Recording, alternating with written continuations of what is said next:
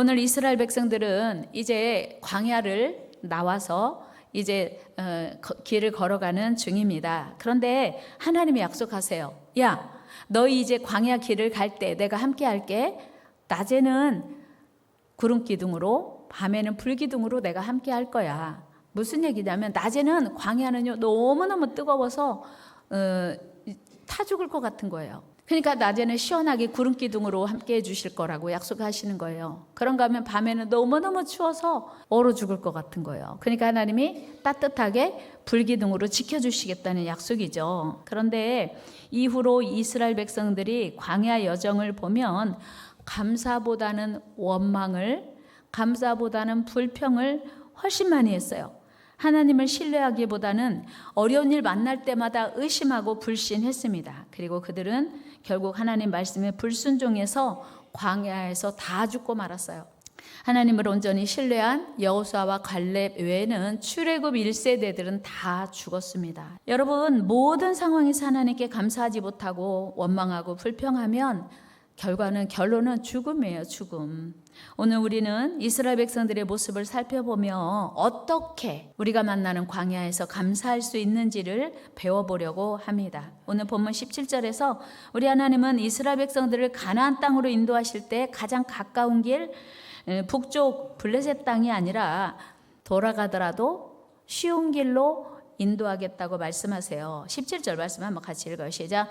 바로가 백성을 보낸 후에 블레셋 사람의 땅의 길은 가까울지라도 하나님이 그들을 그 길로 인도하지 아니하셨으니 이는 하나님이 말씀하시기를 이 백성이 전쟁을 하게 되면 마음을 돌이켜 애굽으로 돌아갈까 하였음이라. 아멘.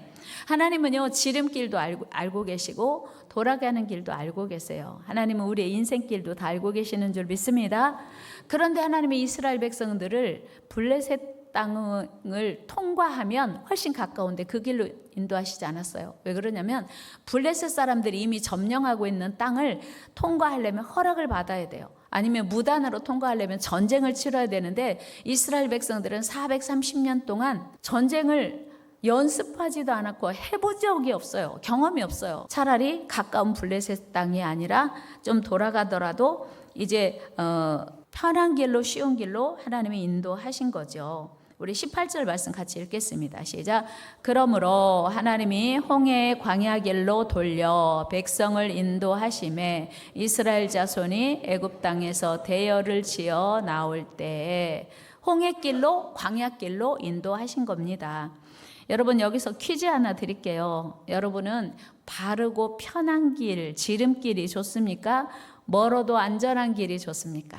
우리 인생 승리하는 가장 비결은요, 하나님과 동행하는 길입니다. 가까운 길이라고 승리하는 게 아니고요, 돌아가는 길이라고 실패하는 게 아니에요. 하나님과 함께하는 길이 승리하는 길인 줄로 믿습니다.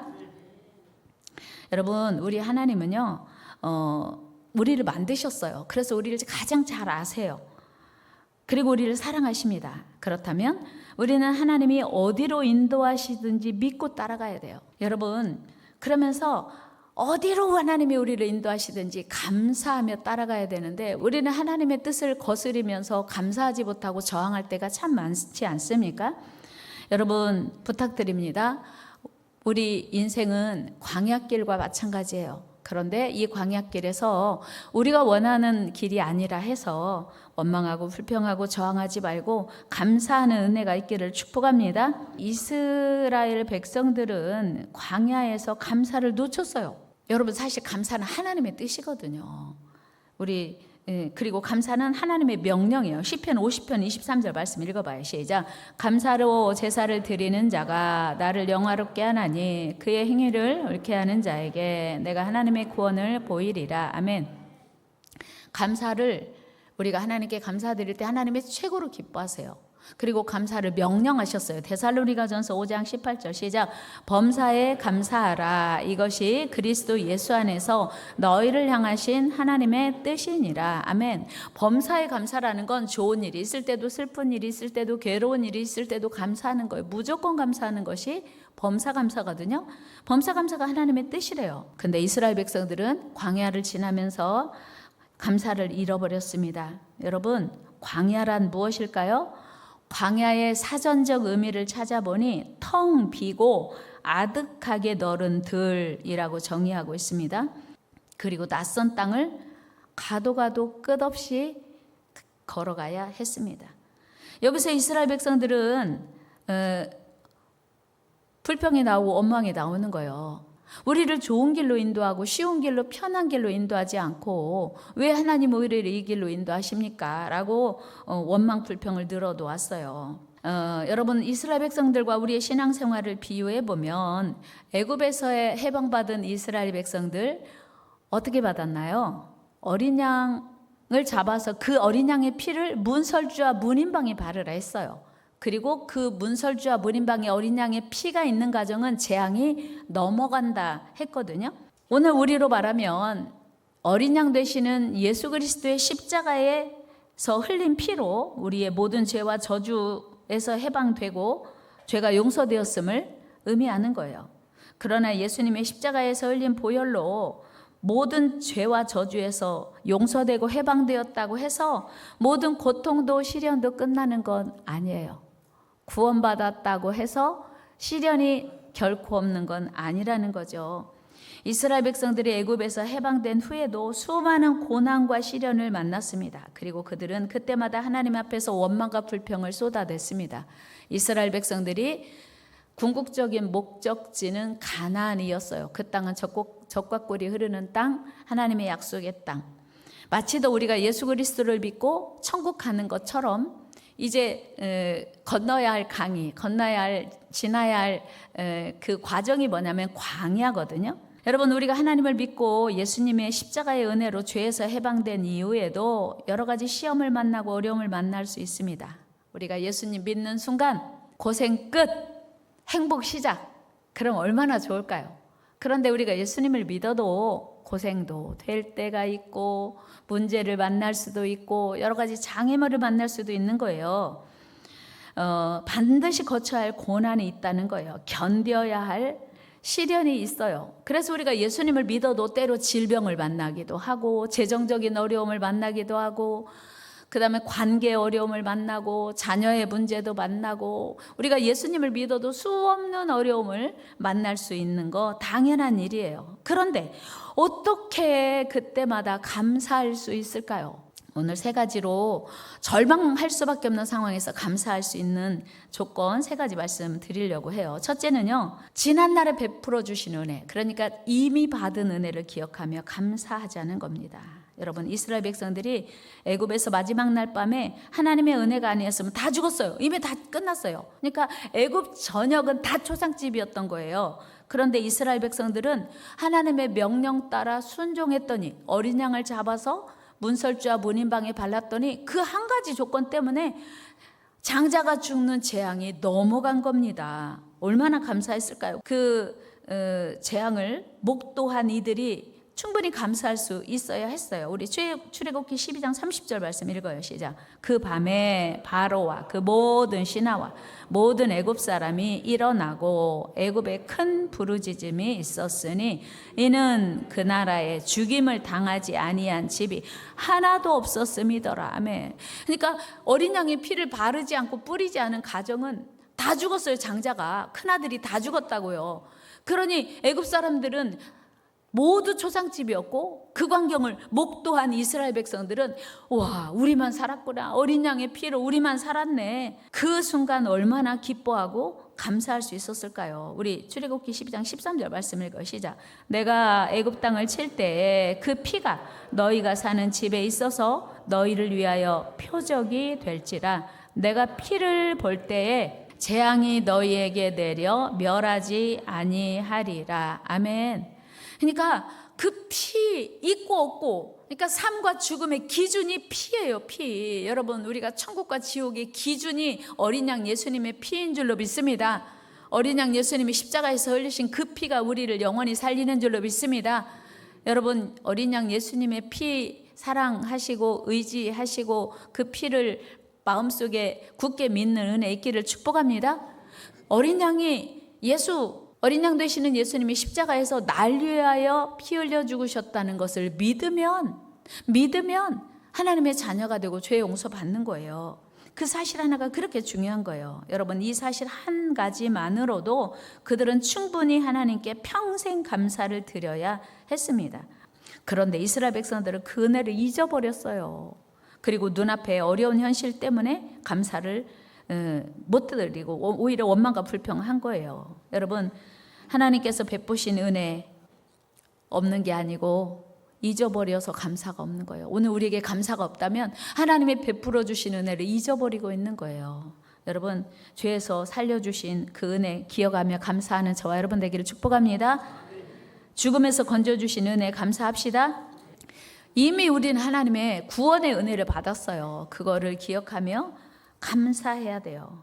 그리고 여기까지 오는 동안 여러분 가장 간절한 기도 드렸을 때가 언제였어요? 여기까지 오는 동안 수없이 많은 기도를 드리셨을 텐데 가장 간절하게 하나님 제발 이번만은 꼭 은혜 주세요. 이번만은 꼭 응답해 주세요. 기도 드렸던 적 많지요. 그때 와, 내가 그렇게 간절하게 기도 드렸는데 하나님이 응답해 주셨구나, 살려주셨구나, 그 생각하면 평생 우리는 감사할 수 있습니다. 그런데 우리는 반대로 우리를 힘들게 하고 상처를 주었던 사람은 두고 기억하며 묵상해요. 그리고 우리를 사랑했고 우리를 이제 은혜를 베풀어 줬던 사람들은 사건은 빨리 잊어버리거든요. 우리가 묵상할 건 은혜. 그런데 우리는 상처를 묵상하고 우리를 미워한 사람을 묵상하면서 괴로워합니다. 여러분, 받은 은혜를 오래오래 간직하고 하나하나 세보며 감사하는 저와 여러분 되기를 축복합니다. 두 번째는요, 하나님의 약속을 믿고 감사하는 거예요. 오늘 본문에서 하나님은 이스라엘 백성들을 떠나지 않고 낮에도 지켜주시고 밤에도 지켜주시고 그들을 앞서가시겠다고 약속하셨어요. 실제로 우리 하나님은 그들과 늘 동행하시며 지켜주셨습니다. 여러분, 이스라엘 백성들이 출애굽에서 광야로 나온 첫 번째 순간에 첫 번째 만난 사건이 뭐냐면 홍해였어요. 홍해. 그들은 아무리 생각해도 그들의 힘으로 이 홍해를 건널 수가 없어요. 배도 없고 뭐 수영을 할 수 있는 것도 아니고 뭐 수영으로 건너갈 수 있는 그런 바다가 아니었거든요. 자기들의 힘으로는 도저히 건널 수 없는 엄청난 장애물을 만났습니다. 더구나 뒤에서는 애국 군대가 추격하고 있었습니다. 꼼짝없이 죽을 상황이었습니다. 그런데 우리 하나님께서 그 약속대로 엄청난 기적으로 이스라엘 백성들을 홍해에서 건져 주셨습니다. 우리 출애굽기 14장 22절 읽어요. 시작. 이스라엘 자손이 바다 가운데를 육지로 걸어가고 물은 그들의 좌우에 벽이 되니 아멘 할렐루야요. 여러분, 그 홍해가 어떻게 육지처럼 건너게 되냐고요. 이거 하나님의 기적입니다. 하나님의 놀라운 역사입니다. 하나님이 동행하시겠다고 약속하시니 홍해를 만나도 걱정이 없었던 거예요. 하나님이 다 육지처럼 해주셨으니. 더 중요한 건요, 그 홍해에서 이스라엘 백성들을 추격해오는 애국 군대가 다 수장됐어요. 물속에 다 잠겨 죽었어요. 출애굽기 14장 말씀 읽어요. 시작. 물이 다시 흘러 병거들과 기병들을 덮되 그들의 뒤를 따라 바다에 들어간 바로의 군대를 다 덮으니 하나도 남지 아니하였더라. 그러나 이스라엘 자손은 바다 가운데를 육지로 행하였고 물이 좌우의 벽이 되었더라. 아멘. 여러분, 이스라엘 백성들이 이제 추격해 오니까 꼼짝없이 그들은 이제 애국 군대에 잡혀 죽는 거잖아요. 그런데 이스라엘 백성들은 그 홍해에서 육지처럼 건너고 애국 군대는 그 속에 수장되었으니 이스라엘 백성들을 괴롭히는 원수들이 사라졌어요. 다시는 바로가 자기 군대를 이스라엘 백성들을 추격하라고 보낼 수가 없었던 거예요. 왜 그러냐면 그 엄청난 대군이 다 죽어버렸으니 무서워서 못 보내는 거죠. 여러분, 여기서 우리는 중요한 교훈을 깨닫습니다. 어마어마한 장애물을 만나면 감사해야겠구나. 왜? 하나님이 해결하실 것이니까. 우리가 생각하는 것보다 더 좋은 방법으로 우리의 대적들을 다 해결하시는 거예요. 여러분, 결국 홍해바다는 엄청난 장애물이었지만 애국 군대를 해결하는 축복의 홍해였습니다. 그 이후로 애국 군대는 다시 이스라엘을 추격하지 못했습니다. 뿐만 아니에요. 이후로 먹을 것이 없어서 하나님 우리 뭐 먹어요? 모세 우리 뭐 먹어? 그럴 때 하나님께서 하늘에서 만나를 비같이 내려서 그들을 먹이신 거예요. 물이 없어서 목이 마른데 그랬더니 하나님이 반석을 쳐서 물을 내셔서 이스라엘 백성들의 목을 죽이셨어요. 더군다나 좀 가다가 보니까 이제는 고기 먹고 싶다 했어요. 지나가는 철새 때, 메추라기 때들을 이스라엘 백성들이 머무는 그곳에 쏟아지게 하셔서 고기를 한 달 동안 먹게 하셨어요. 능력의 하나님께 감사하면 나타나는 능력인 줄 믿습니다. 기적인 줄 믿습니다. 그러니까 우리는 장애물 앞에서 낙심하고 절망할 일이 아니에요. 큰일 났네. 내 힘으로 해결하려면 당연히 무서운 일이에요. 해결할 수 없어요. 그런데 하나님이 함께 하시니 기대해야 돼요. 하나님이 어떻게 행하실지 보자. 기대해야 돼요. 여러분 어려움 만나면 기대하시기 바랍니다. 하나님이 행하실 놀라운 일을 기쁨으로, 하나님을 신뢰함으로 기대하는 저와 여러분 되기를 축복합니다. 단 조건이 하나 있어요. 뭐요?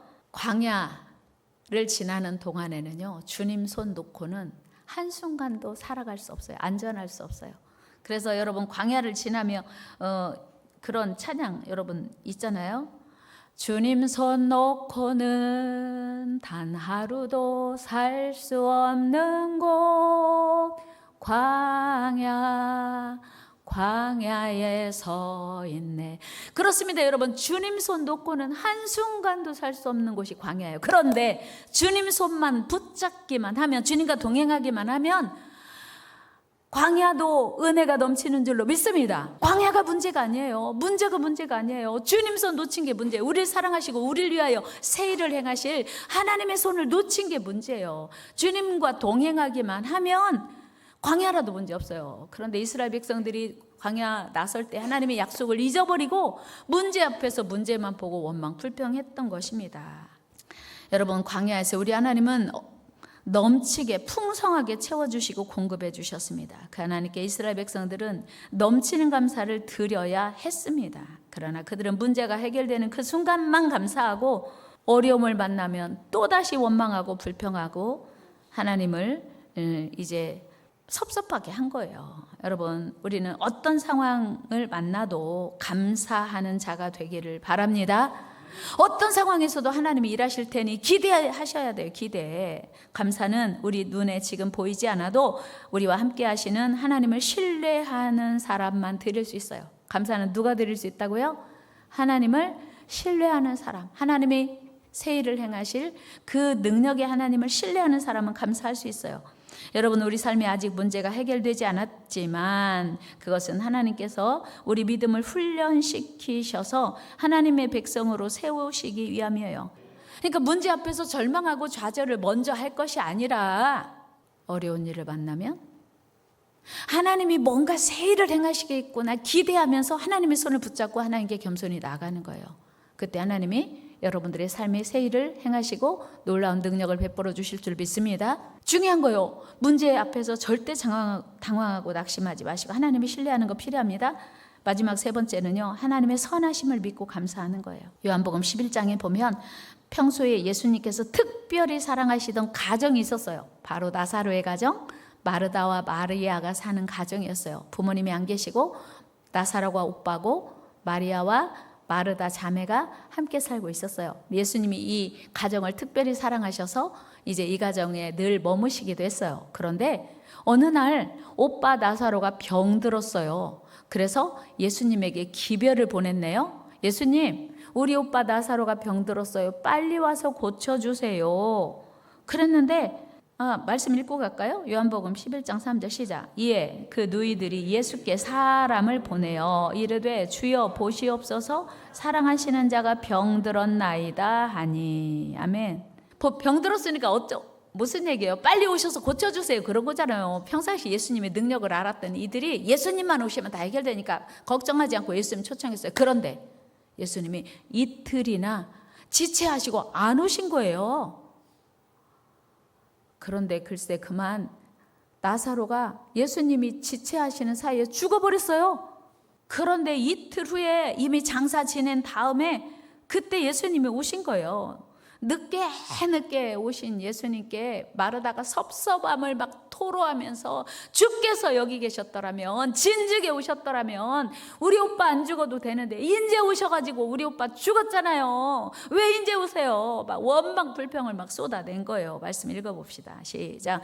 마르다가 예수께 여짜오되 주께서 여기 계셨더라면 내 오라버니가 죽지 아니하였겠나이다. 막 분통 터지고 예수님께 막 섭섭해서 막 불평 토로하는 거예요. 2번이나 마르다 했지요. 마리아가 또예요. 32절 읽어요. 시작. 마리아가 예수 계신 곳에 가서 배웠고 그 발 앞에 엎드려 이르되 주께서 여기 계셨더라면 내 오라버니가 죽지 아니하였겠나이다 하더라. 아멘. 똑같아. 마르다도 원망 불평, 마리아도 원망.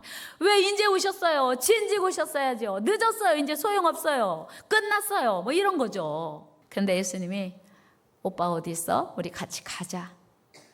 이제 가면 뭐해? 오빠 다 벌써 죽었다니까. 썩어서 냄새 난다니까. 예수님이 그 무덤에 가셔서 죽은 나사로가 그 갇혀있는 무덤을 향하여 감사 기도를 드려요. 우리 같이 41절 말씀 읽어요. 시작.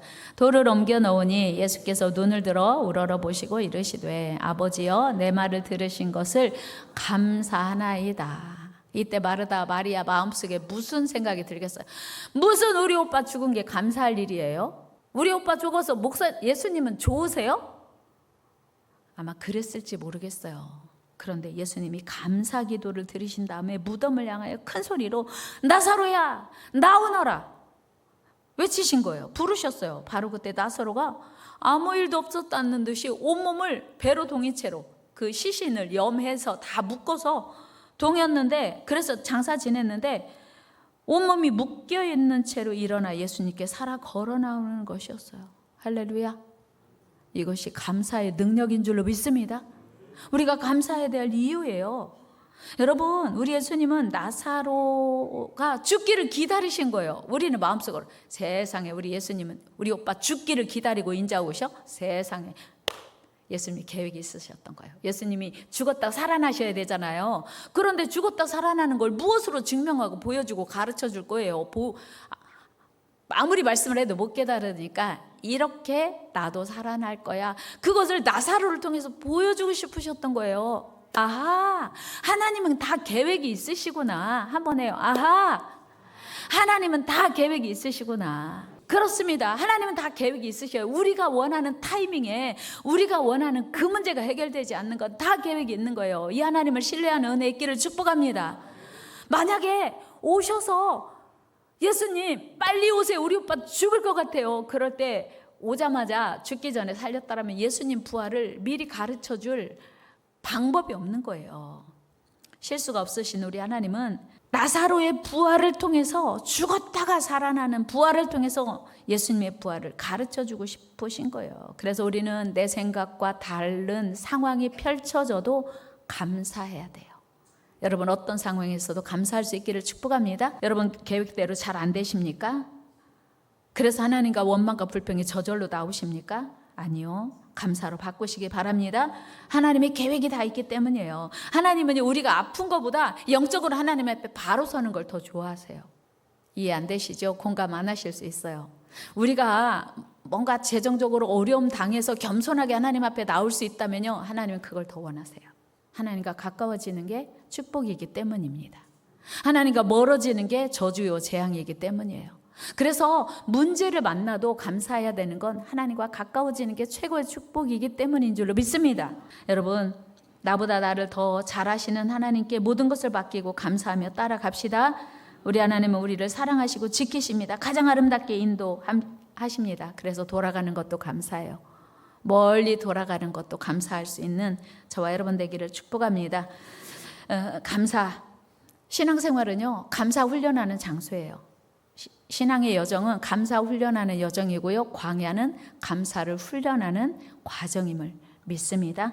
여러분 겸손히 순종함으로 감사하며 따라가는 저와 여러분 되기를 주의 이름으로 축복합니다. 마침내 가나안에 이를 때까지 기쁨으로 감사하며 따라가는 저와 여러분 되기를 축복합니다.